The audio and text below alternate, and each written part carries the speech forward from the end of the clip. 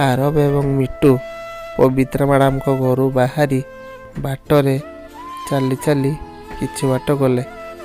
ମିଟୁ କହିଲା, ଆମ ଘରକୁ ଚାଲ ଯିବା।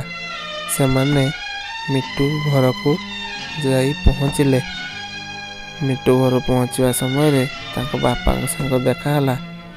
ମିଟୁ ତାଙ୍କ ବାପାକୁ ପଚାରିଲେ, ବାପା ଏମିତି ଆମେ ଜଣକ ଜମି କିଣିବାକୁ ଚାହୁଁଛୁ।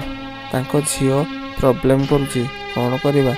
ତାଙ୍କ ବାପା ଯାଇ ତାଙ୍କୁ କୁଢ଼ାରି ଆଣିକି ଦେଲେ।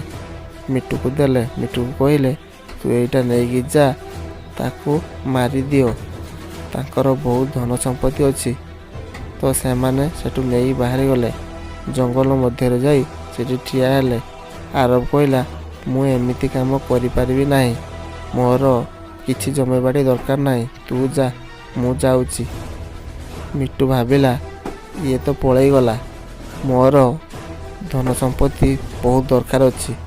ତେଣୁ ମୁଁ ତାକୁ ମାରି ତାର ଧନ ସମ୍ପତ୍ତି ସବୁ ଆଣିବି। ତାଙ୍କର ଏକମାତ୍ର ଝିଅ ଇତି, ତାକୁ ମାରିଦେଲେ ମୋ ରାସ୍ତାର କଣ୍ଟା ସଫା।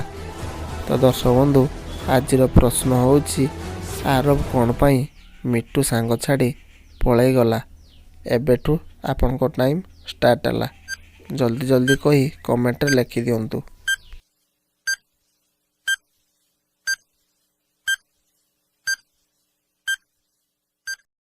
ଆର ଉତ୍ତରଟା ହେଉଛି, ଆରବ ଇତିକୁ ଭଲ ପାଉଥିଲା, ସେଥିପାଇଁ ସେ ପଳେଇଗଲା।